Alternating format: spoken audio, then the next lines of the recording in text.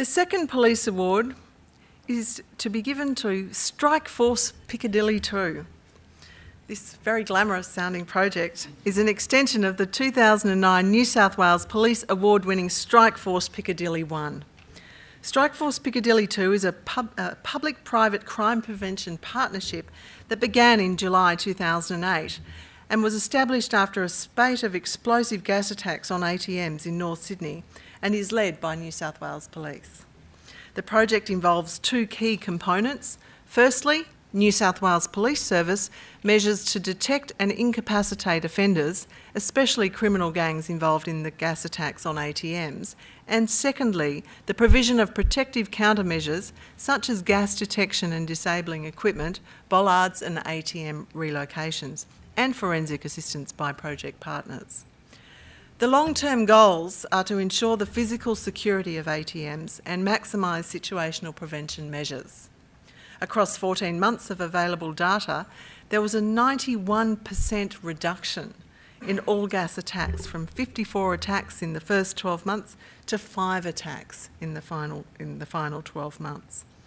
Successful attacks in which cash was obtained were reduced from 22 to 0, an impressive result. I'd like to ask Detective Superintendent Greg Newbury, Commander of Property Crime Squad, to accept the award. Firstly, thank you very much, Senator Lundy, for your introduction, and thank you to the AIC for the pleasure and the privilege of being able to be here today.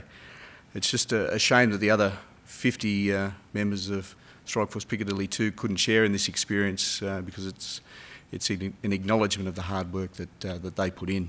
I suppose firstly, how did we get here?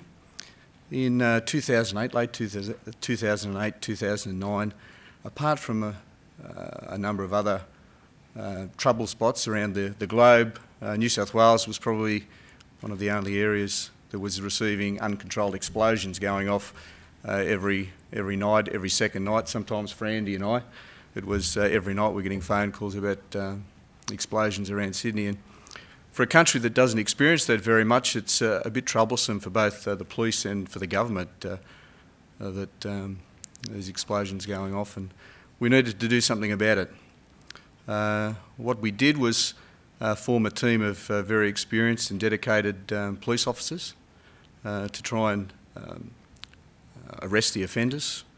We also worked out that we needed to work with industry to try and prevent the crime, because we've worked out over a number of years that police can't do it all ourselves. We don't arrest our way out of problems very much. We're largely can be a short-term solution, but the crooks are always going to try and work out other ways of doing crime. So we need to work with industry, and we did that by forming a working group with industry that was looking at those preventative measures and countermeasures. We were successful. The team that worked long and hard hours, ably led by Detective Inspector Andrew Waterman, the commander of the Strike Force. We ended up arresting 23 offenders, charging with about 212 offences, which is all good for statistics. But the biggest statistic is the amount of hours that the police worked on this investigation. There's a lot of police that were involved here that spent long hours away from their families, their partners, and their kids and friends to stop this, and we have been very successful. I can say, just an add-on to what was said before, we haven't had a successful, or haven't had even an attempted gas attack offence since September 2009, which is really testament to the work that we've done. We're still before the courts now. We're still working in the back end that people don't see on televisions.